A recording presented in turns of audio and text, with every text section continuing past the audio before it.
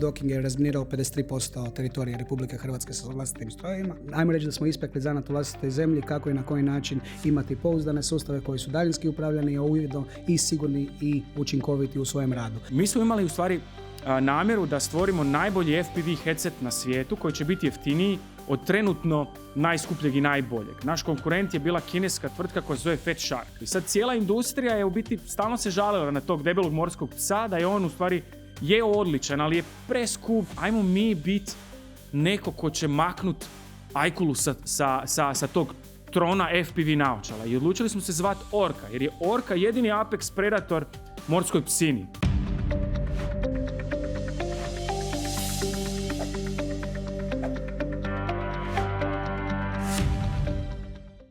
Dobrodošli u podcast Špica s Macanom. Ovu epizodu realiziramo u suradnji s Master Business Forumom, jednim od najutjecajnijih poslovnih događaja u regiji koji će se ove godine ponovno održati u Rovinju od 8. do 11. listopada. Dok je Docking razminirao Hrvatsku i postao svjetski lider u besposadnim sustavima, Orca iz Osijeka razvija tehnologiju koja mijenja način na koji se koriste dronovi. O njihovim poslovnim uspjesima razgovaramo s predsjednikom uprave Dockinga Gordanom Pešićem i jednim od osnivača Orke Ivanom Jelušićem. Kakvi su to besposadni sustavi? Ovako, kad mi kaže uvod, odmah, to su de facto traktori za razminiranje. To su nekad bili samo daljinski upravljeni sustavi, no međutim, tehnologija kako ide dalje, tako se ta besposadna riječ koristi možda u krivom terminu, tako da je to doživjelo jedno, ajmo reći ovako, tehnološku i aplikativno puno veću vrijednost od toga da je samo daljinsko upravljanje. No međutim, tu možemo pričati. Ali se koristi besposadno, ali to sad termin, zato znači da je pametan uređaj sa više aspekata. Znači, besposadan sustav da predmijeva i nekakvu razinu umjetne inteligencije, autonomiju i daljinsko upravljanje i da imamo i čovjeka u toj nekakvoj petlji da može upravljati sa sustavima, tako da imamo cijeli jedan, ajmo reći, tehnološki doseg gdje ti besposadni sustavi zapravo igraju. Dobro, ajmo sad reći ljudima, mi svi znamo, u ovom biznis zajednici radimo taj Master Business Forum i ostalo, ljudi koji prate poslovanje, ima puno vijesti oko Dockinga, proćemo i oko Orke, proćemo kroz cijeli podcast. Ajmo od početka, znači što Docking to radi, ajmo laički reći, znači besposadni sustav, što znači? Vi ste razminirali Hrvatsku, kako? Tako je, znači mi smo započeli nakon rata sa primjenom zapravo daljinski upravljenih strojeva za specijalnu namjenu u razminiranju i danas smo jedan od najvećih europskih dobavljača opreme za specijalnu namjenu. Tu prvenstveno govorimo za razminiranje po kojem smo poznati, ali zapravo i radimo i sustave za zaštitu kritične infrastrukture, radimo sustave za vojno inženjerstvo, isto također za kemijske, biološke, radiološke i nuklearne ugroze, ali govorimo tu već sad i u primjeni za obaranje dronova dronova što Orca zapravo radi. Znači kontra Orke. Cirkularna ekonomija. Tako kažem. A kad njima ide dobro, vama ide još bolje. Ali de facto sve je krenulo od toga da ste, zašto se za ovim traktorima, da ste imali de facto teško uklopljene strojeve, koji su s lancima ili već kojom mehaničkom tehnologijom išli kroz polja i razminirali, aktivirali mine. Ali to je evoluiralo strašno u ovih 20 godina. Imate pravo, da, točno, to se zapravo, baš se tako se nešto i dogodilo. Mi smo zapravo započeli sa razminiranjem Hrvatske, nakon toga smo ušli na međunarodno tržište, primjenu su naši strojevi imali u američkoj vojsci, pogotovo u Iraku i Afganistanu, tamo smo ispekli zanat kako i na koji način se usustaviti u nekakve vojne programe, gdje smo ispekli zanat kako izgleda vojno inženjerstvo i kako napraviti dokumentaciju, testirati, validirati i certificirati sustave tako da budu primjenjivi u nekakvom vojnom okruženju. I da budu prihvatljivi za narudžbu, da ono postanete certificirani dobavljač. Tako je, upravo to. Ja mislim da Orca upravo prolazi kroz takvu jednu, ajmo reći, vježbu i to je nas zapravo prometnulo u vrlo pouzdanog i vrijednog dobavljača u području besposadnih sustava.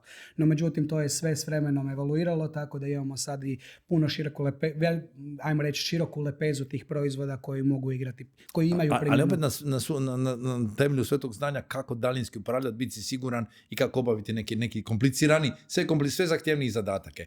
I sad, što je tu napravo razliku između vas i konkurenata? Pretpostavljeno postoje konkurenti u svijetu. Možda tako, to što ste imali vrlo zahtjevan posao razminiranja Hrvatske, puno posla, pa nažalost i puno iskustva skupljenog, Ali očito je bilo nešto u tom vašem znanju, mindsetu, što je bilo drugačije. Znači, naša najveća prednost je što smo bili ujedno proizvođači krajnji korisnik vlastitih sustava. Docking je razminirao 53% teritorija Republike Hrvatske sa vlastitim strojevima i to je učinilo zapravo nas, ajmo reći da smo ispekli zanat u vlastitoj zemlji, kako i na koji način imati pouzdane sustave koji su daljinski upravljani, a ujedno i sigurni i učinkoviti u svojem radu. Znači, Za razliku od ostalih konkurenata na svijetu, jedini smo koji smo radili to u operativnom okruženju koje je stvarno primjenjivo. da, ali znači ispada da ste vi de facto radeći svoj posao razvili te proizvode koji su onda mogli ići kasnije sve više u svijet i dolazili su neki upiti kojima ste se vi prilagođavali. Tako je, i sve te lekcije smo naučili i primjenjivali u novim sustavima i na takav način razvili široku lepezu proizvoda koji danas igraju, ajmo reći, imaju tu taktičku prednost na operativnom okruženju. Da. Jer su bili puno akcije, u stvari. Tako je. Ne, to je isti je slučaj s Orkom. Ne? Ajmo se reći ljudima, znači vi radite dronove, znači FPV, ajmo pojasniti što je FPV. Mi smo osječka tvrtka, nas je sad gotovo 250 i radimo poslove u preko 50 zemalja svijeta. Ono čime se naša tvrtka bavi se zračnom robotikom. Ako je Docking u principu nekakva ground robotics, odnosno zemaljska robotika, mi smo robotika u zraku. Ono što je posebno kod naše tvrtke je da sve ključne komponente koje se koriste da se sastavi jedan mali leteći robot, mi ih razvijamo, dizajniramo i proizvodimo sami ovdje u Hrvatskoj. Zašto je to bitno? Dakle, cijeli svijet se trenutno odvaja od kineskih nabavnih lanaca. Dakle, to je jedna strana medalja, druga strana medalje je u stvari ta da i Europa i Amerika i ključne regije svijeta u stvari stvaraju svoju suverenu sposobnost da proizvode ovakva rješenja bez ovisnosti o drugom nabavnom lancu. U tom kontekstu Kina je prepoznata kao zemlja od čijeg se nabavnog lanca treba odvojiti zbog određenih sigurnosti geopolitičkih aspekata. Hrvatska ima nevjerojatno dobru bazu talenata inženjerskih i imamo vrhunski trošak radne snage. Malo ljudi u stvari zna da je trošak radne snage u Hrvatskoj, odnosno specifično u Osijeku, 70% niže nego u Shenzhenu u Kini. Kad osvijestiš taj detalj, onda mi vrlo lako možemo sa troškom proizvodnje konkurirati kineskim proizvodima. I sad, sa nekog aspekta naših korisnika i klijenata, Hrvatska je i dalje NATO zemlja unutar Europske unije i smatra se globalno kao pouzdan tehnološki industrijski partner. Dakle, kad ukombiniramo te dvije stvari, dakle, vrhunski unit economics i zemlju koja je prepoznata kao pouzdan partner, dobivamo jedan potencijal koji onda u stvari uz vrijedan i marljiv rad smo mi skalirali na tvrtku koja je danas, ja bih se usudio reći, top 3 globalnih igrača u području, to je, na engleskom se kaže treatable robotics, odnosno malih, jeftinih letećih robota.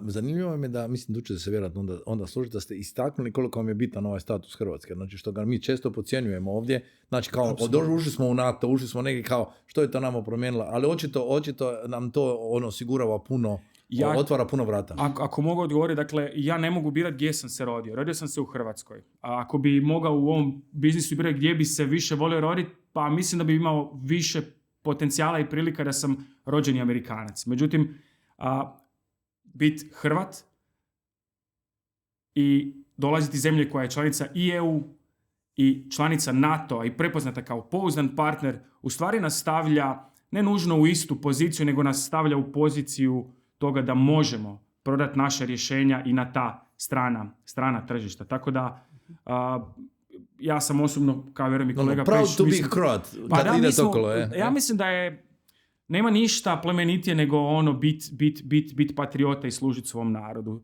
Političari to rade na jedan način, poduzetnici to rade tako da ostaju u Hrvatskoj, stvaraju vrijednosti, ovdje plaćaju poreze, zapošljavaju. I izvoze. I još izvoze. Znači mi po lovu idemo van, dovlačimo ju u Hrvatsku, reinvestiramo. Evo, naša tvrtka već zadnjih 8 godina, Docking zadnjih 30 godina. Ja mislim da smo mi ti, da su poduzetnici u stvari poput nas dvojice u biti stupovi nekog modernog patriotizma, ako to ima smisla. Dakle, vi ajmo reći, prije nego što je HS produkt postao ovo što je, prije nego što je Docking postao ovo što je, Hrvatska nije bila na mapi država koje konkuriraju nekakvom defense u sektoru obrambene vojne opreme. Danas naša tvrtka, mi isporučujemo različite komponente nekim od najvećih tvrtki u obrambenoj industriji na cijelom svijetu. Francuskim tvrtkama, američkim tvrtkama, britanskim, njemačkim tvrtkama. Ja mislim da je to jedna unikatna pozicija i mi smo ponosni sami na sebe, ali ja vjerujem da dajemo jedan obol i novi model patriotizma u koji ja u biti duboko vjerujem, čak sam i u njega i zaljubljen. Ne, kamo sreće kad bi ga bilo više, znači da se izvozite. Ne? Ima tu jedna stvar koja je izuzetno bitna za spomenuti, pogotovo što je Ivan referencirao, a to je da nema boljeg mjesta trenutačno za raditi ovaj posao i ono što je specifično i za Orku i za Docking je što se nalazimo u jednoj nišnoj, u jednom nišnom području koja postaje sad mainstream. I ono što je specifično za obje kompanije kada govorimo o europskoj industrijskoj bazi i kada govorimo o geopolitičkim previranjima, pogotovo ovih između Amerike i Kine tu natjecanju, i Orka i Docking su u prilično specifičnoj poziciji, ali drže preko 65% design authority-a, kompletno intelektualno vlasništvo je naše i vodeće smo tvrtke u svojim područjima u Europi. Što znači da zapravo možemo postati lead nacije za ovim sposobnostima koje proizvodimo. A to je jedna od najvažnijih stvari, pogotovo sada kada robotika postaje, ajmo reći, prekretnica na bojišnici. Da, ali vi ste de facto kao hrvatska nogometna reprezentacija. Igrate samo polufinala i finala, ne? Stoji, ali smo i dalje hrvatska tvrtka. Znači, igramo globalnu igru, ali dalje ponosno nosimo hrvatski dres. Dobro, a oni su se prodali. Super. Daleko od... Da, ovdje, ovako, ja bih rekao ovako, sa strane te priče, ja bih rekao da je ovo najveće tehnološko spajanje u modernoj hrvatskoj povijesti po području obrane. Nama je bilo izuzetno bitno podijeliti to intelektualno vlasništvo sa Njemačkom, zato što mi radimo robotske sustave na koje dolazi određeni mission payload. Mi iz Hrvatske teško da možemo igrati toliko značajnu igru u području tih mission specific payloada koji su kritični na bojišnici. Nama bi trebalo valjda generacije još da uspijemo. I spojili ste se onda s kim? Spojili smo se sa Rheinmetallom, trenutačno najvećom vodećom tvrtkom u području. To su oni čije su dionice skočile u nebo od Ukrajine. Tako je, da. Ono što je jako zanimljivo u cijelom ovom području zato što su oni dominantno na području zemaljskih platformi, konvencionalnih, i to je bio strateški fit. Oni imaju nešto što nama treba, a njima treba nešto što mi imamo.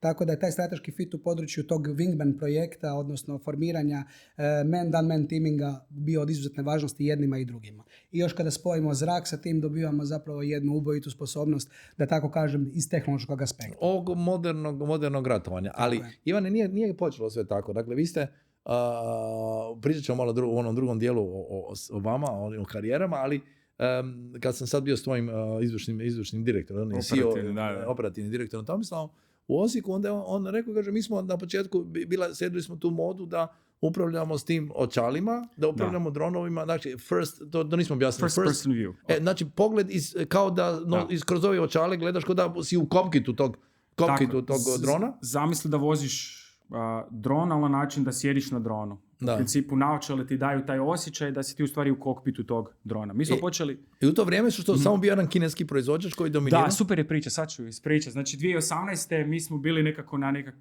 poslovnim profesionalnim prekretnicama. Ja sam prodao svoju prvu tvrtku za koju ti, ja mislim da se sjećaš u biti mojih i prvih USB utičnice.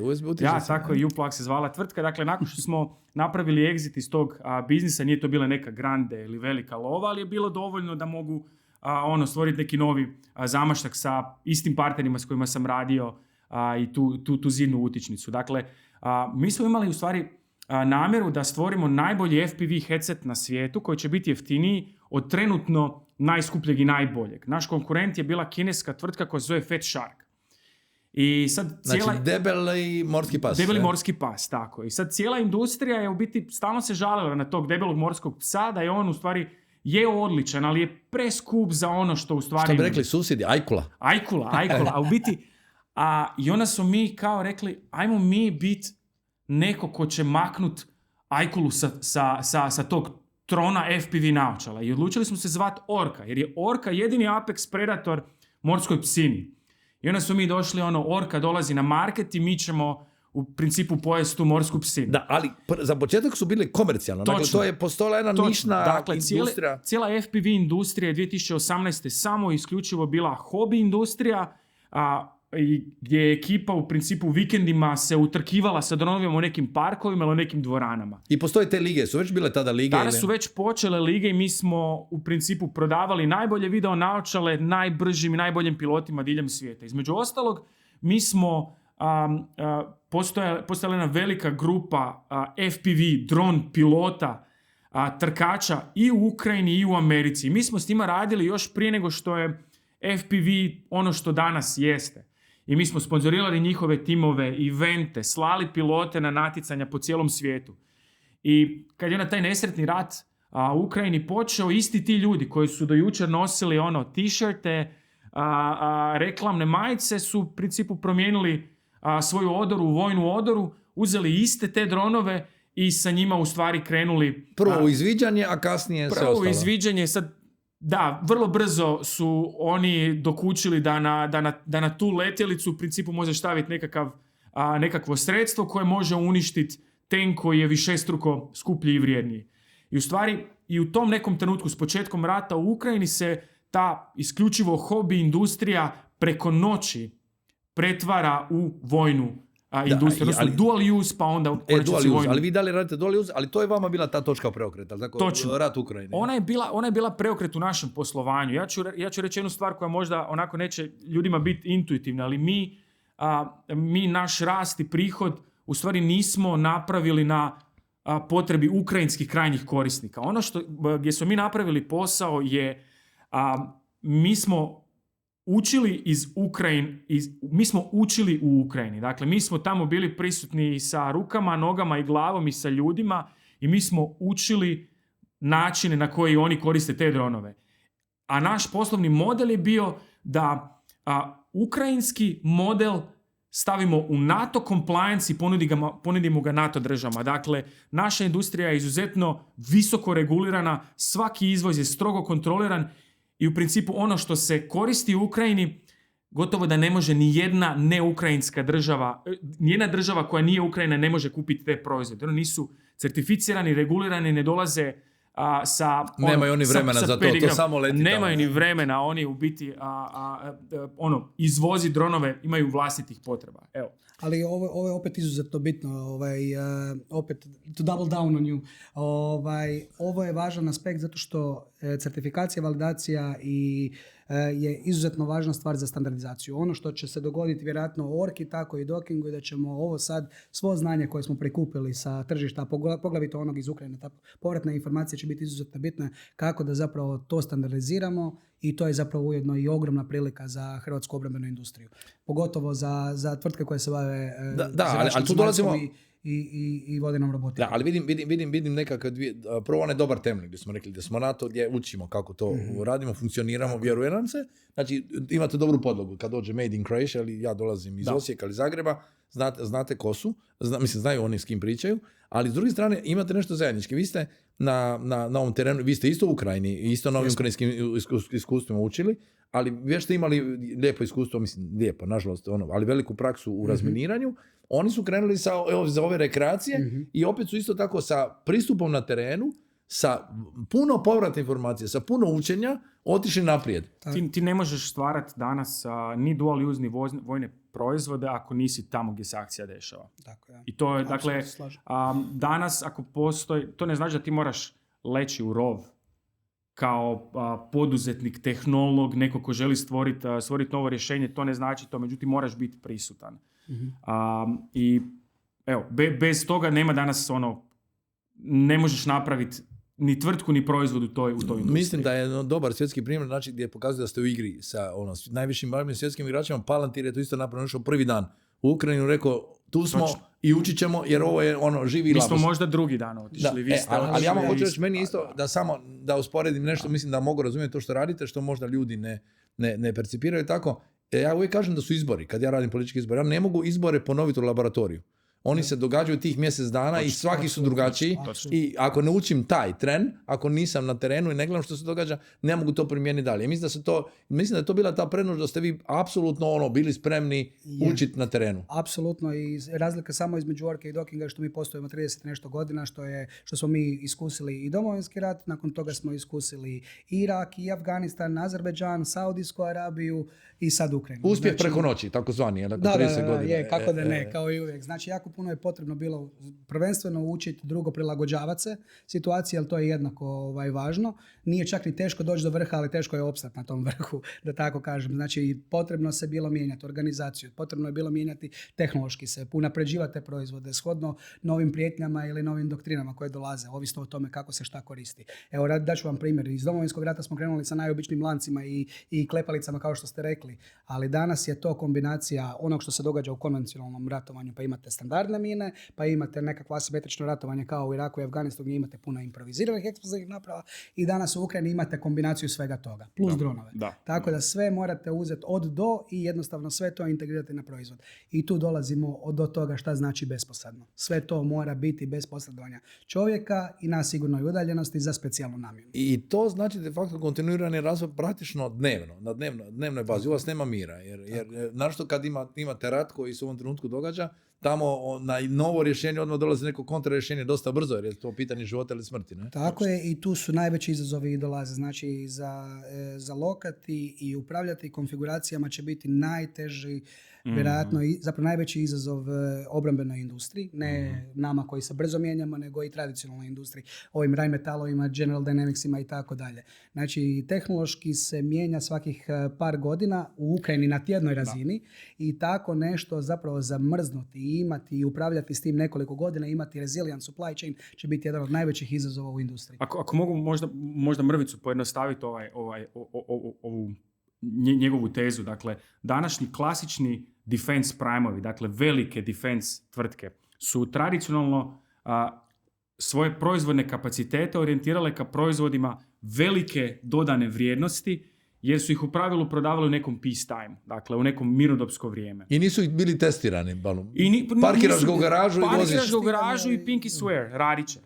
I desilo se to da u principu većina tih velikih vojnih proizvoda i rješenja u stvari nije nešto posebno uspješno bilo u Ukrajini, a s druge strane njihova proizvodna i industrijska baza nije bila napravljena da bude agilna.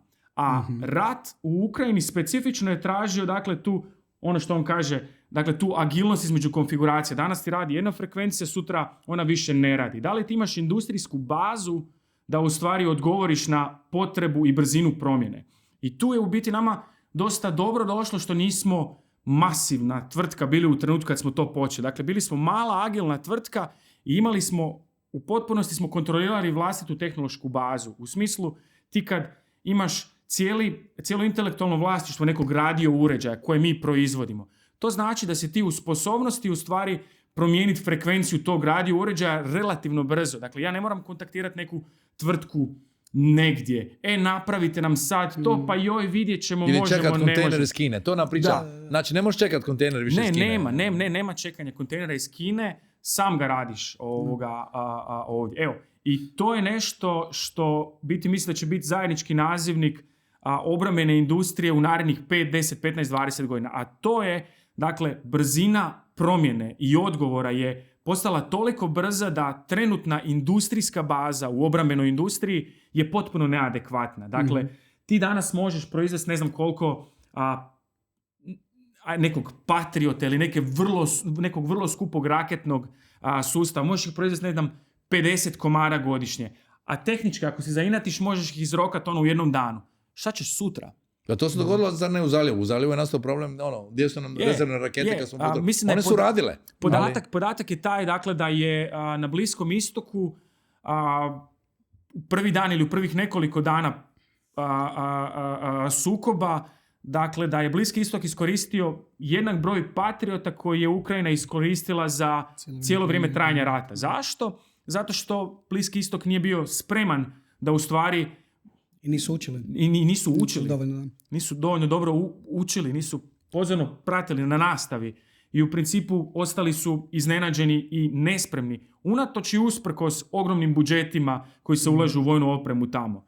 I to je onda bila i prilika i za Ukrajinu da u principu nađe novi market na koji može izvoziti svoja znanja, vještine i proizvode. Ali ovo je pokrenulo i trend velikih kompanija koje zapravo surađuju sve više i više sa manjim kompanijama. To nije bio trend prije, što mi veliki ne želimo pričati s vama. Pokušavali su držati sve, ajmo reći, u nekakvom svom, u svojoj nekakvoj kutiji, ali ono što se sad vidim, barem mi iz naše perspektive vidimo da zapravo velike kompanije i tekako gledaju manje agilnije igrače koji su sposobni odgovoriti na potrebe na tržišta, odnosno u skladu sa prijetnjama koje se javljaju. Tako da mi barem to vidimo i ova suradnja s Rheinmetallom isto to pokazuje zapravo. Da, i onaj rat za koji su se svi spremali kao teoretski ne postoji više. Dogodilo se, postoje neke nove okolnosti, novi uvjeti i moraju im se prilagoditi. Pa ja bih rekao da sve to ima svoju primjenu i svoju svrhu, samo dodajemo nove slojeve tehnološke i nove slojeve prijetnji u sklopu toga. Tako da svakako se svi opet moraju prilagođavati. Kako države, tako industrije, tako i na kraju krajeva do vojnika dolazimo. Danas je najvrijednija vojna imovina jedne države imati ljudi i imati sposobnost da proizvedeš vlastita sredstva. Industrijska neovisnost. I da imaš tu klupu da ih možeš dovoljno proizvesti.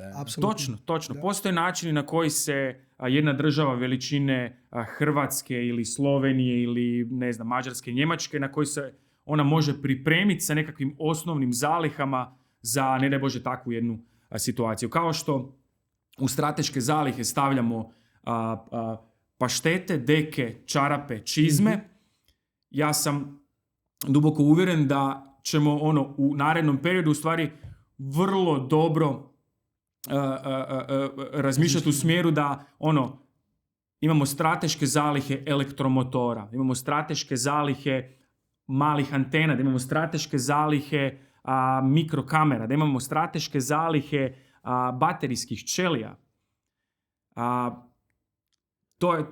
To je ono što će stvoriti ne samo sposobnost obrane, nego to stvara jednu optiku odvraćanja, gdje ti u stvari svom nekom teoretskom ili stvarnom neprijatelju pokazuješ da na strateški način razmišljaš o svojoj obrani, da ne polažeš svoju strategiju na overinvestiranje u neka sredstva koja su bila aktualna u nekom prošlom životu ili u nekom prošlom ratu. Mi danas, u stvari, čak ako se dotičemo tih strateških zaliha, mi danas ne smijemo stokati ono što danas radi, nego ono što bi trebalo raditi u budućnosti. Sad je to kombinacija promišljanja, futurizma, apetita za rizikom, dostupnih budžeta i s kakvom industrijom tvoja država raspolaže. I tu se zapravo iznimno, cijeli landscape se promijenio unazad 5 godina. Znači, ja baš se vraćam sa prezentacije industrijske strategije koja govori ponovno o reindustrializaciji. Ona koja je pre 5 godina bila idemo sve proizvoditi u Kini. Govorimo o industrijskoj suverenosti, vraćamo kompletnu mogućnost proizvodnje kao nekakav element koji je važan za neovisno funkcioniranje države. Znači, to su upravo ove teme o kojima pričamo sad. Reci. Mogu još samo nešto stvar, baš kad smo kod industrijske baze. Ja sam duboko uvjeren da je ova regija svijeta, specifično Hrvatska, Rumunjska, Bugarska, da mi imamo potencijal, ekonomski potencijal postati industrijska baza zapadu za obrambene tehnologije. Dakle, trošak radne snage ili trošak materijala u jednoj Americi, u jednoj Francuskoj, u jednoj Njemačkoj je takav da oni se ne mogu ekonomski parirati trošku proizvodnje, ali i već i postojećoj tehnološkoj bazi koju mi imamo u ovoj regiji. I zato vjerujem da uz mudro lobiranje, odnosno pozicioniranje na međunarodnoj sceni, političkoj i gospodarskoj sceni, Hrvatska bi trebala i morala privući dodatne strane investicije i strani kapital koji će u stvari u zemlji koja je u NATO-u, Europskoj uniji, unutar Schengen zone i zemlja koja je pouzdan međunarodni partner, da će oni svoje novce investirati ovdje. Ne nužno i samo u hotele, u infrastrukturu, nego u industrijsku bazu. Jer samo će nas industrijska baza dugoročno držati u nekakvom sigurnosnom balonu zbog kojeg će prosperirati i naš turizam, zbog kojeg će i naša infrastruktura imati, naše prometnice će imati dovoljno automobila da budu samoodržive, hoteli će moći dalje investirati u kvalitetu svoje ponude i tako dalje. Preduvjet za to je imati sigurnu državu. Imaće i pedigre stranog investitora koji opet na neki način investirao u tu određene kapacitete. Da. Je li to igralo, recimo, kad ste pričali s Rheinmetall, ili su vas jednostavno znali? Da li je uopće taj hrvatski pedigre bio element? Apsolutno, to je bila jedna od stvari koju su oni gledali. Naša fleksibilnost, naša agilnost na industrijskoj sceni i druga stvar koju se gledali je zapravo decentralizacija njemačkog industrijskog modela, ali je Njemačka jednostavno sama po sebi preskupa. I zapravo tu smo već započeli ovu igru gdje govorimo o potencijalnim investicijama u razne kapacitete. Znači Rheinmetall je jedina valjda tvrtka na razini Europe koja ima sve dimenzije, odnosno sve grane, znači mogu pokriti i Navy dio, mogu pokriti Air Defense i streljivo i sve ovo skupa. Znači, ali bi im se isplatilo investirati u to idealno. Da. Poprilično atraktivna, Hrvatska je poprilično atraktivna za tako nešto. Opet da nema industrijsku suverenost u onom punom smislu riječi, ima jeftiniju radnu snagu i opet ima industrijske kapacitete koji su potrebni. Važno je, znači, imati dobar unit economics, biti u EU, NATO, to nije dovoljno. Da neko sad kaže, dođe, sad ću ja to ovdje, preduvjeti. To su preduvjeti, međutim, razlog zbog kojeg će neko investirati kad nađe tehnologiju, kad nađe skupinu ljudi koji mogu kompliciran problem pretvoriti u proizvod, kad nađu tehnološko rješenje kojim je povoljnije nastaviti razvijati sa partnerom nego se ulaziti u razvojni ciklus pa da ja sad vidim hoću ja to moći razviti dovoljno brzo, dovoljno jeftino, dovoljno kvalitetno. I zato, u stvari, preduvjeti su tu, međutim, potrebno je pronaći i partnere u koje će oni investirati. Dobro, vi ste tu imali dosta, ajmo reći, i sreće, ali i neke je bilo vizije u Osijeku da ste imali taj poduzetnički inkubator, centar, gdje ste mogli doći, gdje ste mogli pojaviti, gdje su vjerovali i da, recimo, bili su možda par koraka ispred Zagreba, pa se niste dogodili u Zagrebu, nego u Osijeku. Da. Vi ste već godinama u Zagrebu, jer ta industrijska zona postojala, ta neka osnova, jel tako, baza na kojoj ste rasli. Znači, gdje gradovi mogu pomoći da privuku takvu investiciju? Znači, mi imamo takav jedan dobar odnos sa gradom Osijekom zadnjih, znači ja nisam Osječanin, ali sam se ja oženio i ostajem u Osijeku, to je to. A ono što je u Osijeku sjajno, Osijek ima nevjerojatnu kvalitetu života. Da ima more, bio bi najbolji grad na svijetu. Ima Dravu. Da ima more, bio bi najbolji grad na svijetu. Nevjerojatno je siguran, sjajno mjesto je za stvoriti, graditi obitelj.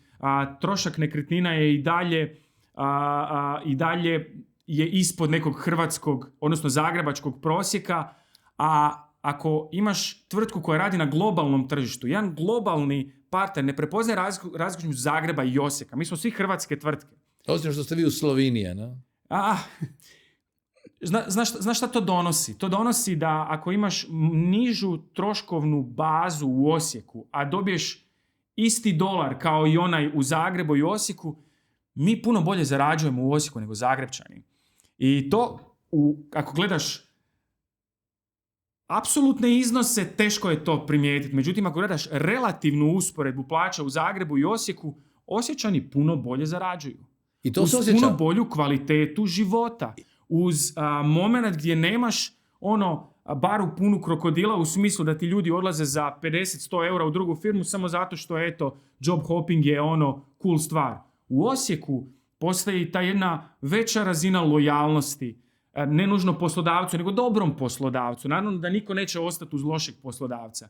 Zato ja mislim da je Osijek idealan grad za stvarati globalni biznis.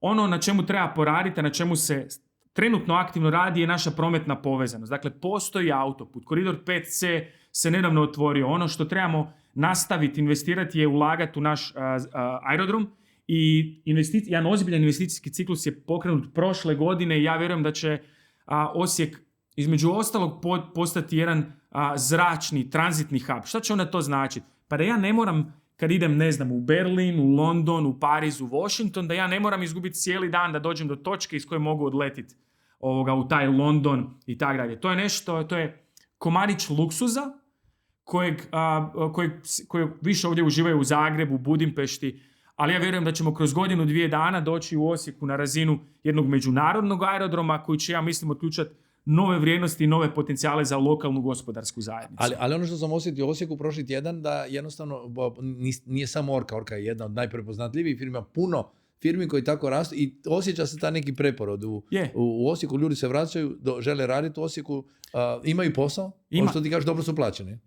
Ima posla, uvijek će oni reći da nisu dobro plaćeni. Dakle, moramo sad znati razumjeti ljudsku prirodu, ali ako gledamo samo matematiku koja ne bi trebala biti koja bi trebala biti uvjerljiva kad pričamo o brojkama, relativna plaća je izuzetno dobra i jaka u Osijeku. I daje, dakle, 2000 eura u Osijeku i u Zagrebu nije isto. Apsolutno nije isto. Pođemo samo od troška stana i tako dalje. A kako je vama? Ja ovu emociju oko Zagreba nemam, tako da jedno što mogu reći da ćemo se ostvariti u Osijeku možda. Dobro, ali kako je recimo djeknulo ova suradnja sa Njemcima po tom pitanju, ili ste već bili stabilni po pitanju nekog employers brandinga, neke potrage za poslom i dolaska u docking? Pa ja moram priznati da je ova cjelokupna geopolitička nesigurnost, ajmo reći, i ta previranja su odigrala određenu razinu uloge u tome, gdje je obrana postala nekakva, ajmo reći... Seksi industrija, tehnološki napredna industrija, ne konzervativna, ne agilna, nego jednostavno nešto što je, što se gleda blagonaklono. Mislim, ako je u teretanama reklama za vojsku pridružiti se, onda onda je i ta obrambena industrija postala nešto što je zanimljivo svima. Tako da naši zaposlenici su gledali jako dobro na to, znači oni vide to kao priliku. Prvo za razvoj, drugo za napredne i najbolje tehnologije i one atraktivne projekte kojima zapravo inženjeri najviše i teže, ali njima nije toliko važna, plaća je uvijek važna, ali nije toliko važno kao nekakva taj izazov. Ajmo reći, i to je jedna od stvari koje zapravo drajvaju one najpametnije i najkompetentnije ljude. Vojna industrija je prije 20 godina, možda prije 10 godina je bio heavy metal. Daj mi CNC stroje, to je bio metal band jedan. Daj mi masivne komade željeza, daj da to nešto puca, da to nešto roka. Jedan prosječan back-end inženjer se ne može zamisliti može se zamisliti vjerojatno u heavy metal bandu, ali se ne može zamisliti u nekakvoj velikoj strojarnici da sad to bude seksi. Danas je vojna industrija, odnosno dual use industrija. Potpuno nešto drugo. To je potpuno nešto drugo. To je fuzija heavy metala, džeza, odnosno programiranja, AI-a, velikih podataka, high performance radio uređaja, optike, fizike. Danas jedan prosječan inženjer koji je tražio posao u našim perjanicama Infobipu, Infinumu, on apsolutno danas ima šta zaraditi i u dockingu, i u Orci, i u HS-u, vjerujem, i u Šestambušu i u drugim tvrtkama koje se bave ovom industrijom. Tradicionalna industrija obrambena se potpuno mijenja. Tu će biti spillover iz IT industrije koja trenutno ima određene probleme. Ja mislim da će taj problem, neće se on nestati preko noći, međutim, IT industrija bi trebala obratiti pažnju na obrambenu industriju, jer, da sad ne ponavljam što sam rekao ranije, ja mislim da ćemo mi biti taj nekakav dom za IT-evce. Za nezbrinuto. To si ti rekao, da. Ali nisam znao da ideš u teretanu. Ne idem ja. Pa daj, to sam htio reći, da. Čuo sam. Ovo čuo, dobro. Moram ovdje reći da smo mi jedini podcast koji se može gledati i slušati i čitati svake subote, tako da smo u Glasu Slavonije. Odlično. Kad budemo izašli. Znači, novi list Glas Istre i Zadarski list, a ovaj put zbog ove suradnje ste i u večernjem listu i u poslovnom dnevniku, tako da izlazimo na sve strane. Više o Master Business Forumu doznate da skenirate ovaj QR kod. Ivan će se zasmijati da ja moram objasniti ljudima da moraju otvoriti kameru pametnog telefona, usmjeriti prema QR kodu i kliknuti na poveznicu, ali to je tako. Dakle, nisu svi na vrhu svijeta i ne gledaju kroz naočale i voze lijašu na dronovima ili voze besposadne specijalizirane uređaje ili u podzemlju ili nad zemlju ili gdje sve što radi docking. Mi smo nešto vjerojatno došli pred kraj, imamo ti nekih zadnjih 6 minuta. Što bi vam bile, da ovo je nekako dijelom namijenjeno i na mojoj klasičnoj publici, čisto da ih informiramo, educiramo da postoje hrvatske svjetske firme. Da, uvijek smo ih imali, bili smo na njih ponosni, ali smo ih nekako zapustili. Dakle, puno je bilo bolje otvoriti, kupiti apartman na moru i da ti to bude industrija. Ali sada kad nema kerozina, ne znam ko će doletiti, ko će dovesti te goste, a dobro, valjda će biti dobro. Znači da im kažemo da radimo nešto top, da igrate ligu prvaka, dakle ne samo u nogometu, nego da igramo u biznisu ligu prvaka, što je dugo vremena bilo nespojivo s Hrvatskom. Nismo, znači Mate nam je nekako, Rimac nam je donio taj neki prvi... On je otvorio vrata.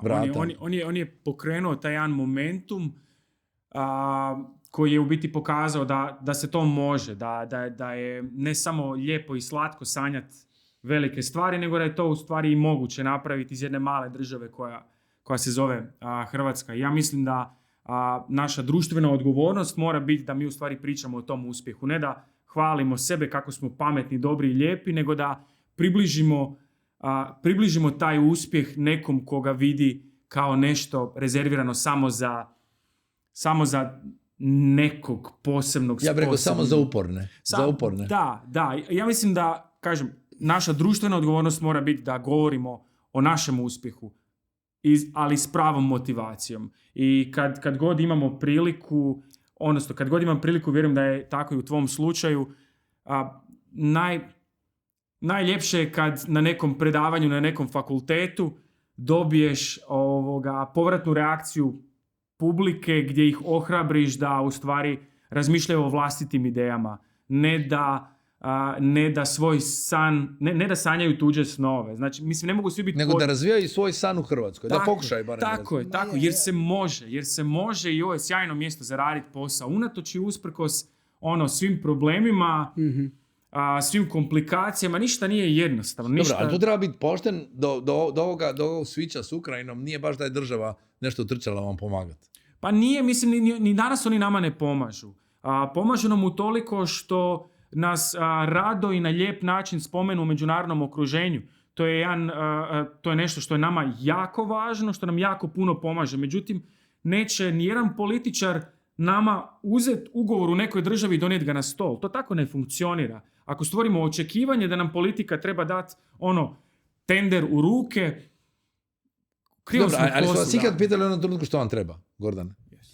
Pa, gledajte, što se tiče Republike Hrvatske, ja bih rekao da se događa jedna renesansa u odnosima sa industrijom. Znači, ja, barem iz svoje perspektive, vidim da se taj zamašnjak pokreće i da je on održi već neko vrijeme. Ima nade onda za nas, Ima nade, unatoč i usprkos našem cinizmu oko toga kakvi smo Hrvati i kakvom okruženju živimo, ali ja bih rekao da se u Hrvatskoj da vrijedi sanjati i da vrijedi raditi, boriti se za vlastite snove i ja vjerujem da se može uspjeti. Ali što se tiče Republike Hrvatske, ja bih rekao da iza nas Republika Hrvatska stoji, nas promovira aktivno. Evo, vratili smo se iz Vijetnama, idemo baš evo danas u cijeli svijet. Obilazimo cijeli svijet s Republikom Hrvatskom i na neki način je to... Pa kažem, repka, vi ste prava repka, ali i to ono što želim reći ljude... Da je to.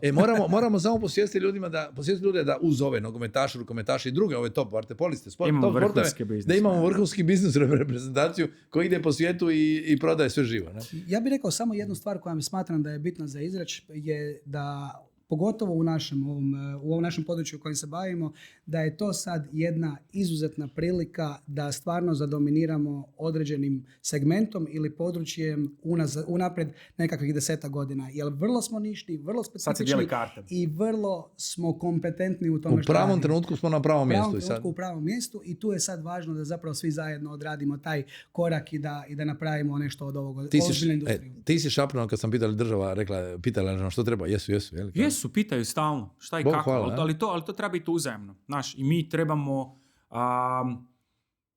ponekad pitaj da bi dobio. Tako, ali politika i gospodarstvo od uvijek, predmet u srednjoj školi je politika i gospodarstvo. To gotovo da ne ide jedno bez drugoga. To su dvije strane istog novčića. Hrvatska je primjer tog lobiranja i te renesanse, kako ti nazivaš, je to da je Hrvatska, pored svih velikih europskih država, postala vodeća nacija za regulativu za dronove i protudronsku zaštitu. Ko je prije 5 godina mogao slutiti da će neka Hrvatska imati glavnu riječ za stolom kad pričamo o dronovima i protudronskoj zaštiti? Znači da imamo najbolje znanje u ovom trenutku, možda jedno od najboljih znanja. Ima jedna zanimljiva situacija koju moram ispričati, koju ne znam da li javnost zna, ali Hrvatska je bila jedna od rijetkih zemalja koja je prepoznala područje sigurnosti tamo 2013. u strategiji pametne specijalizacije. Od tamo smo pokupili, ako se ne varam, i vi i mi za istraživanje, razvoja i inovacije. Jesmo. Vama je to vrlo vjerojatno omogućilo da napravite dron, nama je omogućilo da napravimo ovo komodo vozilo koje je danas zapravo predmet interesa velikih država. Tako da nekako smo mi napravili to u sklopu i u skladu sa ovim politikama koje su trenutačno kako industrijskih, tako i onih istraživačko-razvojno inovacijskih, koje govorimo da inovacije nisu nekakav predmet, ali evo uspjeli smo napraviti i nekako se to pokazalo kao ispravno i evo sad smo predmet velikog interesa mnogih zemalja i mnogih vojski, da tako kažem. Na kraju smo ove emisije, ali ova priča će se nastaviti. Ova emisija se emitira na lokalnim televizijama, pa tu završavamo. Pozivamo vas da gleda tvoj drugi dio koji mislim da će biti puno zabavniji jer vidim kako je krenula, tako da obično se onda svi kad se prođe u 45 minuta opuste. Ovu smo epizodu realizirali u suradnji sa Master Business Forumom, koji će se opet ove godine održati u Rovinju od 8. do 11. listopada. Više o MBF-u naravno možete preko QR koda saznati. Pretplatite se naš YouTube kanal ako nas želite samo slušati. Mi smo i na Spotify i Apple podcastu i gledamo se sljedeću subotu.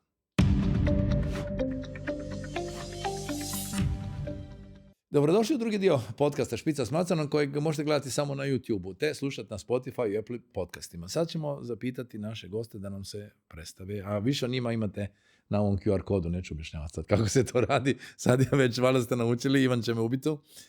Gordane, znači koja je to bila karijera da bi sada bio na tom mjestu predsjednik uprave? Pa evo, moja karijera, zapravo u biti započeo sam svoju karijeru u Dockingu. Da tako kažem, radio sam neke stvari druge, ali to je više vezano za televiziju. Ali ajmo reći, obrambenu industriju sam započeo raditi u Dockingu. Znači tamo sam već 16 godina, radio sam na mjestima od prodaje, marketinga, programa, kasnije kao član uprave odgovoran za prodaju, podršku korisnicima i tako dalje.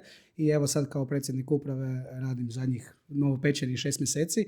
Ali zapravo moje područje odgovornosti su uvijek bile inovacije, razvoj novih tehnologija, fondovi Europske unije i sudjelovanje u raznim NATO programima, pogotovo onim eksperimentalnim. A što si završio? Završio sam ekonomiju projekt management. Ekonomiju projekt management, zanimljivo, ne? I dobro se snalaziš u vojnoj ekonomiji. Pa da, ne mogu reći da ide loše, da. A MBA, jesi to uvijek pitan ljude, jesi išao na neki MBA? Išao sam na ZŠM. I to bi uvijek preporučio, to isto sam pitan, je li to jedna od preporuka ljudima da nakon nekog iskustva da ako žele upravljati? Da... Uvijek je dobro, uvijek je dobro otići na još dodatnu razinu edukacije, znači potrebno je uvijek dodatna razina.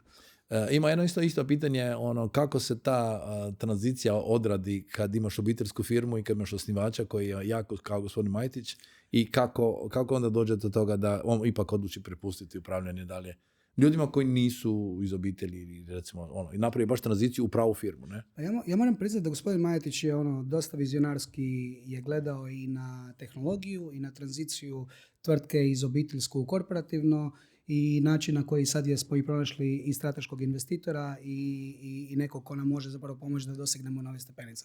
Tako da je ta tranzicija još krenula tamo 2012. godine kada nismo bili ni toliko veliki ni toliko razvikani, tako da imamo tu tranziciju iz obiteljskog u korporativno funkcioniranje.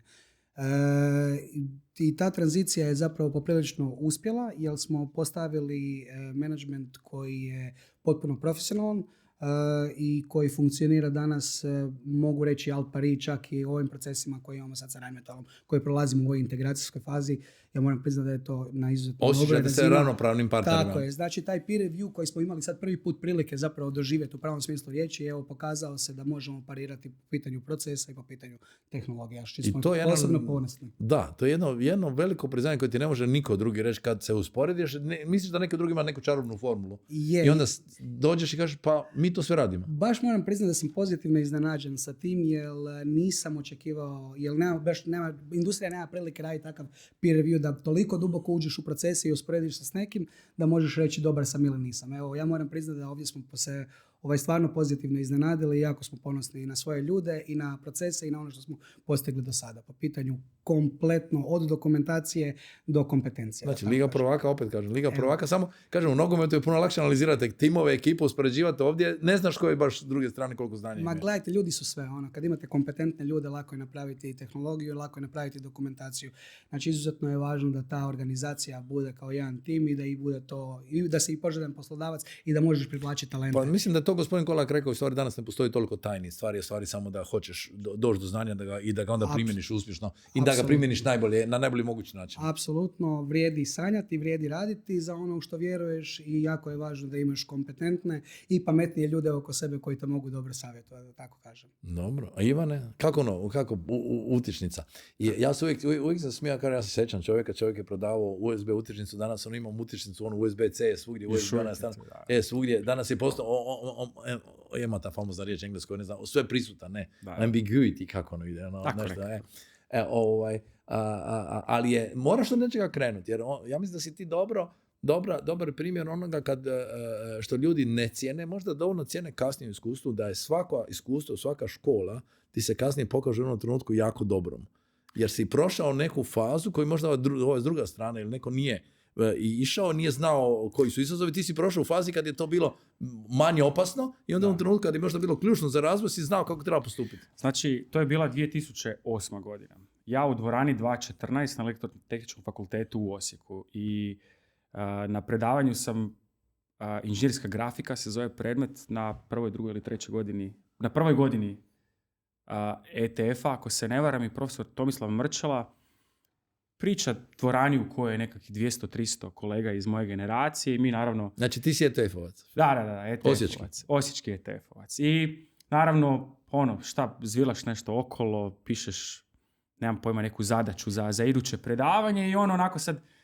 A inače je jako zanimljiv, ima nevjerojatno dobre priče, na super način pokušava približiti teme studentima, međutim nikako da se upeca pažnja publike. U nekom trenutku on se onako ražesti dosta i onako ukori nas nekim umjerenim riječima. I na kraju svog monologa onako u žestini kaže: jeste vi ste u prosjeku nesposobni, radit ćete cijeli život za tuđe ideje.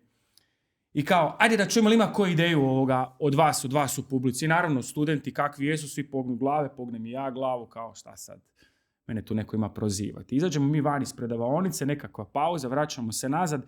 Vidiš da čovjek nije sretan, jer nije mogao nas ni animirati, ni u situaciji gdje nas malo bocne, pa nam kaže da nemamo svoje ideje. I sad meni vrag nije dao mira i ja onako dignem ruku: profesore, ja imam neku svoju ideju i ja bi rado izašao na ploču i isprezentirao tu svoju neku ideju. I ta ideja je upravo bila ta zidna utičnica, gdje sam ja vjerovao da u zidnu utičnicu treba ugraditi USB punjač. To je bilo u fazi, u trenutku kad to uopće nije postojalo na tržištu. Je li tad prvi iPhone 8? Dobro govorim. Tu je negdje, 2007. 2008. Tako. Znači, samo da se vratimo koje je to vrijeme. Znači, sad sve te stvari znamo, ali to je... To je tad meni bilo logično i u principu cijela ta moja priča je počela, moja poduzetnička priča je počela iz neke motivacije da stvaram i iz nekog osjećaja da ne mogu raditi ni za kog drugog. I jedini poslodavac, dakle jedini moj poslodavac u životu ikad je bio Mario Nakić, koji je bio urednik, još uvijek je, da li je on još uvijek urednik 034, nije više urednik 034 portala, sad je urednik Liberal HR. Liberal, da.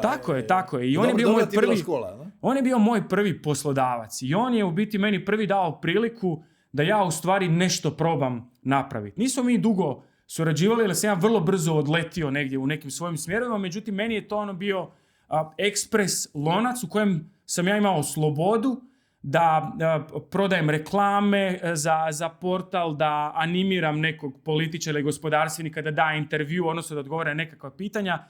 I ja sam tu nekako dobio svoja prva mala krila. I druga odskočna daska mi je bila ova priča koju sam vam ispričao sa ETF-a, nakon koje sam ja odlučio da u stvari želim biti poduzetnik. Ja u toj situaciji nisam znao šta ja točno želim raditi. imao sam neku ideju i strah da ću biti nezapošljiv, odnosno zato što sam znao da sam jako loš inženjer. Dakle, ja sam jako loš inženjer, solidan inovator i dosta dobro pričam priče. I to je nekako... Ti si puno bolji prodavač, jel? To je stek moj... Ali ja sam ponosan prodavač. Znači, često ljudi kažu ti prodaješ stvari i stavljaju to u nekakvu... Danas bez tvrtka koja ima vrhunski proizvod kojeg ne može prodati, nije nešto posebno dobra. Niste nazvali Orka, ne bi to bilo to. Ma da, i to još puno neprospavanih noći i svega ostalog. Tako da, sve je to nekako splet zdravih motivacija, dobrih mentora po putu. Znači, stvari koje ja sad znam, nije to nastalo iz vakuma. Postoje ljudi koji mene prate u mojoj karijeri od prvog dana, koji mi daju savjete, koji mi kažu stani mali, kreni mali i tak dalje. I zato imam taj razvijen osjećaj odgovornosti da vraćaš nazad, da učiš neku novu generaciju o svojim greškama, o svojim uspjesima, upravo zato da društvo koje ostavimo iza sebe bude bogatije za nove poduzetnike, za nove mlade ljude koji će pokušavati raditi. Jer znaš, kad imaš 21, 22, 23 godine, pa nemaš ti puno toga za izgubiti. I kada osvijestiš toga da u stvari nemaš ništa sa 21, 22 godine, puno lakše je prevaliti taj moment i jednostavno pokušati nešto novo. Ali moraš imati taj neki safety mehanizam, neki sigurnosni mehanizam, taman da te neko potapše kad padneš, odnosno da ti makne prašinu. I to dobiješ kroz mentorstvo, kroz davanje i kroz ljude koji imaju nekakvo iskustvo i znanja i karijere koji ti onako pomognu, ma sve će biti ok. No, ali ajme kako je bilo lijepo pokušavati koliko pogrešaka i koliko... Pa to je to. Ali ovo si super rekao, tad nisi opterećen, nema djece, nema ništa. Nemaš ništa, nemaš ni para kojih možeš izgubiti, znaš. Dakle, možeš u svom slučaju profitiraš, uvijek ode. To je to. Ali ajmo reći, ovdje imamo jedan drugi model koji bi bilo isto tako, ja mislim dobro objasnio, mislim ako nisam u krivo, mislim sam dobro zapamtio. Ovdje imamo strateškog partnera, ulazak velikoga kao, ja bih baš rekao da je partnerstvo, znači nije to preuzimanje ni kupnje, isto slično što je bilo s Matom, dakle, oko Porschea i svega, znači to su bile neke suradnje, jedni su druge trebali i svak sa svoje strane dobio donio najbolje. Ali vi ste radili do kapitalizacije, to je druga stvar, tako? Tako je, mi radimo do kapitalizacije zato što mi u stvari u našoj industriji, u našoj nišnoj industriji nema većih od nas. I onda je nama nekakvo strateško povezivanje u biti korak u smjeru likvidacijskog eventa, znači korak u smjeru nekakve izlazne strategije. I naša je u biti namjera možda napraviti još jednu dokapitalizaciju i u principu razmatrati opciju javne ponude naših dionica. A koliko ste ih do sad imali? Mi smo otprilike nekih $20 milijuna dokapitalizacije napravili kroz period od 8 godina. Ali sad je puno lakše, tako? Prije na početku je to bilo... Na početku je to bilo drugačije. Znači, i tad i sad je to podjednako lako ili teško, samo je pozicija iz koje pregovaraš potpuno drugačija. Dakle, to je ono što je drugačije. Međutim, na nekih 20 milijuna prihoda mi smo napravili 20 milijuna dokapitalizacije. Mi smo zaključili sa prošlom godinom, sa 31.12.2025. napravili 50, 60, 70 milijuna dolara prihoda ili eura, morao bi sad provjeriti. Dakle, mi smo izuzetno pozitivni financijski. Dakle, mi svake godine imamo vrhunske fundamente. Dakle, mi smo prošle godine napravili preko 30% EBITDA na naš prihod, preko 20% net profita. To je nešto što tvrtke koje mi smatramo konkurencijom mogu samo sanjati da dođu do te razine. Mi smo krenuli na vrijeme, zahvatili smo široko, radili smo razvoje koje puno tvrtki neće raditi jer su dosadne i glupe stvari. Međutim, mi smo bili svjesni da stvoriš industrijsku bazu od svog portfolija. Ti moraš raditi i ono što je zabavno i seksi, što donosi puno novca, ali i one dosadne male stvari. Samo zato da imaš potpunu kontrolu nad svojim nabavnim lancem i da samo ti krojiš svoju sudbinu. Ali to onda omogući da proizvodiš puno toga. Osim vrlo ciljano, ali da radiš i za druge ko Rimac. Znači Rimac proizvodi baterije i komponente, ne prodaje toliko auta. Mi smo, kad smo prvi put pičali našu firmu, mi smo u biti ovo što ti opisuješ nazvali Rimčev poučak. Dakle, imaš flagship proizvod, to su u našem slučaju bile video naočale. Imaš flagship proizvod koji je najbolji, najskuplji na svijetu. I njega koristiš da promoviraš svoju inženjersku izvrsnost. A onda na tom valu donosiš i proizvode koje možda imaju nižu dodanu vrijednost, međutim dolaze sa okusom tog vrhunskog flagship skupog proizvoda. I mi smo to nazvali Rimčev pouch. I vi ih radite. To je bilo Mi bitno sve što proizvodimo u ali to je ono što se sad pokazalo i što svi sad pokušavate, jer je to ta doktrina, da se sve pokušava raditi u što kraćem lancu i da taj lanac bude Upravo siguran u najgorim uvjetima, ajmo reći. Točno to. Osim što je to bitno da taj lanac je brz, kratak i robustan, on ti omogućava da ja ne moram ovisiti o nekom dobavljaču izvana i o njegovom kapacitetu i ostalom. Mi nemamo partnere koji nama isporučuju proizvode i usluge. Imam bonus pitanje iz režije. Lovro je pitao, kaže, pita ih koje su to prilike sada u ovom trenutku. Znači, vi ste iskoristili te dvije niše. Vrlo, vrlo specijalizirane. Znači, koje još vidite, koji je prostor, što se sad jako brzo razvija, gdje je najveća potražnja u ovom trenutku? Pa gledajte, ono što je najzanimljivije u cijelom ovom području da će sigurnost i obrana biti idućih 10 godina u nekakvom velikom investicijskom ciklusu. A kada suzimo još to, kada tu optiku još suzimo, pogotovo u području besposadnih sustava. Tako da ja zapravo vidim da mi nećemo toliko izlaziti iz područja, ali ono što želimo napraviti, želimo zadominirati određenim aplikacijama, da tako kažem, određenim elementima u tom dull, dirty and dangerous aplikaciji robotskih sustava. Tako da ćemo se vezati najviše u zaštitu kritične infrastrukture, zaštitu vojnika, pokušati stvarati taj wingman program koliko god je maksimalno moguće u onim najopasnijim zadaćama koje vojska može imati, ali isto tako i u civilstvu u onom blue light segmentu za zaštitu kritične infrastrukture, dekontaminaciju, detekciju, izvidnicu i tako dalje. Dobro, ali ostaće i ovo radili ste, vi ste godinama bili poznati kao sa tim vrlo uspješnim, robustnim rudarskim strojevima koji su radili tamo gdje se nije moglo ući, gdje su bili uski prostori i koji su uspješno to radili. Ono što je zanimljivo kod Dockinga je što smo mi restrukturirali se u 2025. godini i što smo carve out, ali izdvojili ovaj dio poslovanja koji je vezan za rudarstvo, energetiku i za real estate, odnosno nekretninski posao, dok smo sigurnost i obranu izvukli van tako da i možemo imati strateškog investitora s kojim možemo dalje doživljavati nove platoje, odnosno nove rastove. To je bilo zapravo cilj i ono što je zanimljivo što smo se zakrenuli zapravo od onog tradicionalnog portfelja u kojem smo radili, to je humanitarno razminiranje prema zapravo vojnom, obrambenom sigurnosnom sektoru u pravom smislu riječi. Tako da razmatramo stavljanje oružanih stanica, razmatramo stavljanje i mine scattering sustava i tih, ajmo reći, combat support funkcija, dok u području rudarstva morali smo izdvojiti kompletno poslovanje tako da bi dalje radili to ide u drugom smjeru, u rudnicima platina, znači plemenitih metala i rudarili tim područjima. Radimo najviše u Južnoafričkoj republici i Južnoj Americi, ali ono što također je, ono što gledamo je opet novi investicijski ciklus u području energetike, taj waste to hydrogen, waste to energy rješenja na kojima je recimo konkretno gospodin Majetić radi i evo sad je u nekakvom koji ima puno potencijala. Koji ima izuzetno veliki potencijal i očekujemo da će to biti zapravo novi zamašnjak opet za organizaciju i opet nova inovacija. Mislim samo da pojasnimo gledateljima.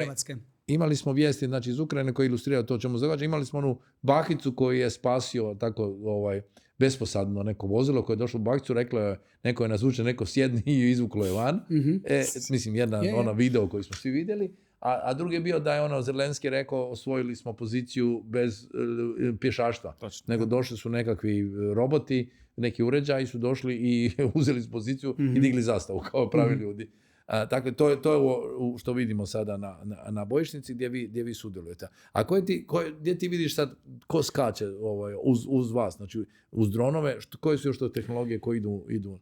Ja mislim da je glavni nazivnik besposadni sustavi i onda ćemo ih sve više vidjeti u zračnoj domeni, ih već vidimo sad masovno, vidimo ih, evo sad si ti naveo i primjer u zemaljskoj domeni, ali ćemo ih ujedno vidjeti i u toj morskoj domeni, odnosno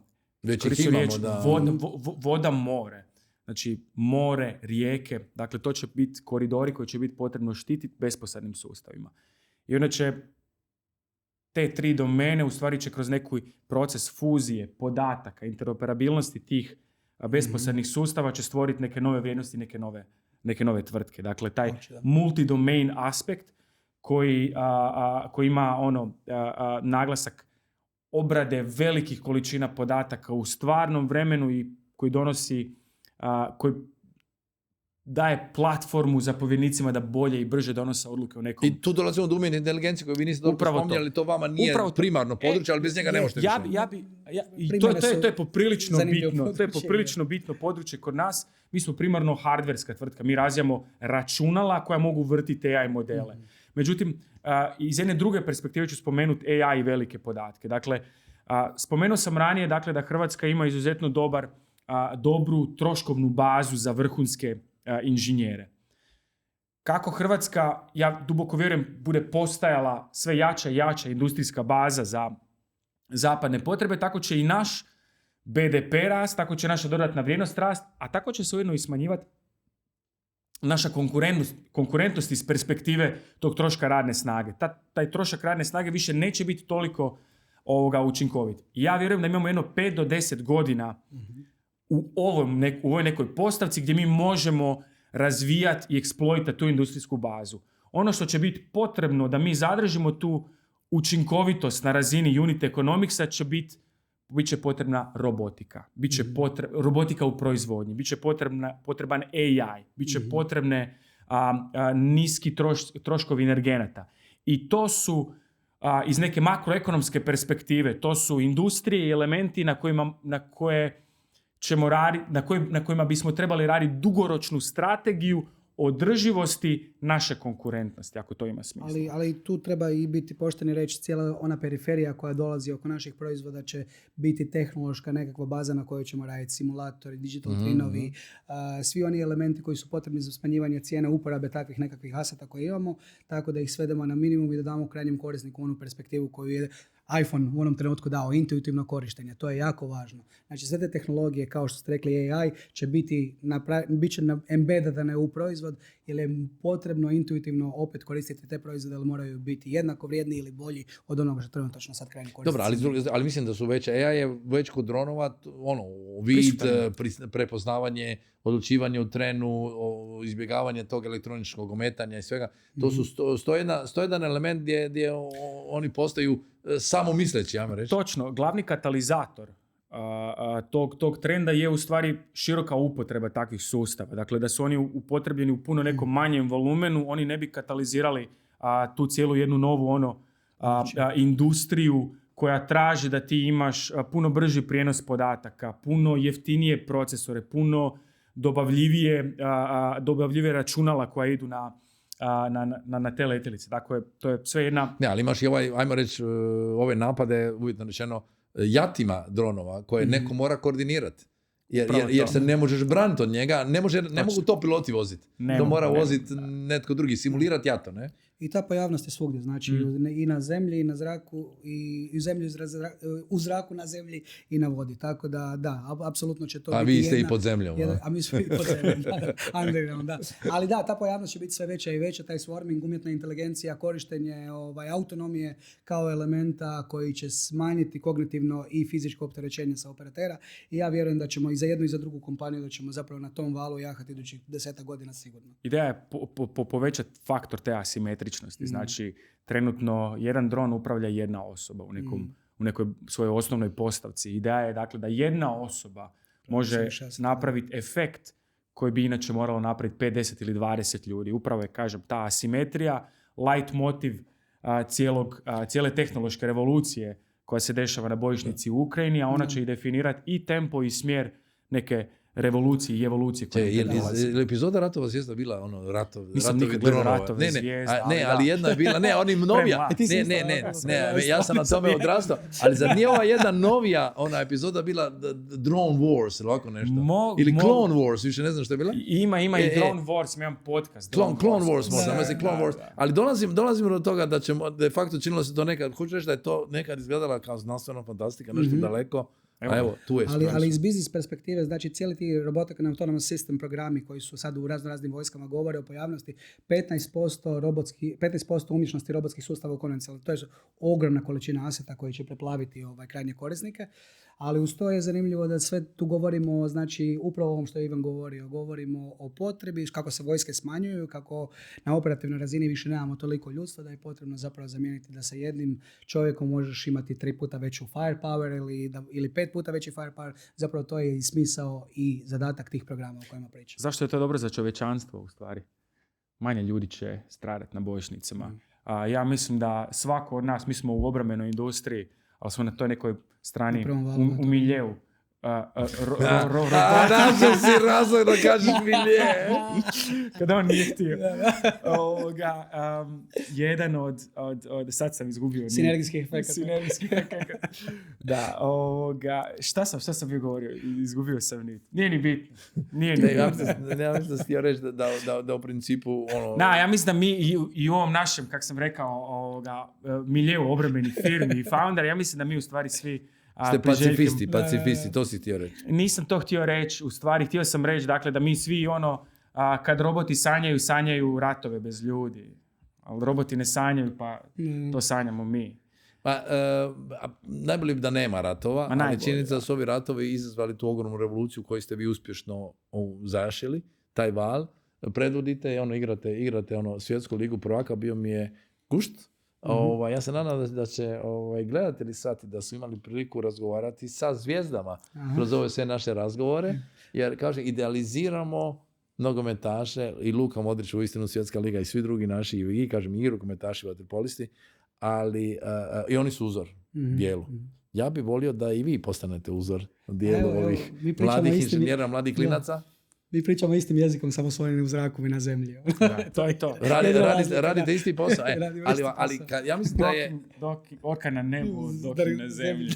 Ali kad vas vidi s kojim entuzijazmom i s kojim veseljem pričati o tim iskustvima i koliko ste ponosni na taj svoj uspjeh, ja vjerujem da ćemo uspjeti nekog motivirati, a i da će javnost, ja mislim da je u redu, da, jer vidimo te vojne mimohode i ostalo, pa onda to nešto proleti i ostalo, ne doživimo u stvari koliki je to uspjeh. Ne može ga doživjeti, jer ako netko igra u jednoj Hrvatskoj koja se zbilja nije do prije 5 godina smatrala više da sve što je trebalo zatvorili smo tako, odjednom imamo, ne znam, najbolje, što ste rekli, hrvatski HS ima najbolji pištolj na svijetu, imamo najbolje zaštitna šestan bulja, tako, one najbolje oklope, sve živo, i onda imamo vas kao Osijek drone capital of the world, ne? I onda imamo ovdje zemaljsku silu koja ide put Njemačke i dalje. Tako da nismo stvari svjesni da se nekako u pozadini radi jako puno i da, kažem, tu igramo jednu svjetsku ligu i meni je drago da ono što ste sami potvrdili i da je država se probudila i da je shvatila da je to jedna prilika za sve nas, jer nekako smo na granici, uvijek smo bili na granici, pa nam ta i nacionalna sigurnost mora biti jedan od visokih prioriteta.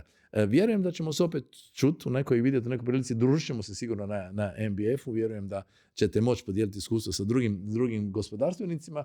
Mi smo na kraju još jednog podcasta, Špice s Macanom, pozivamo vas danas da se pretplatite na YouTube, Spotify ili Apple Podcast, tako da bi nas gledali i slušali. Tražite nam, komentirajte, tražite nam koje goste želite, komentirajte na kanalima. Vidimo se na Špici i iduću subotu 10 sati.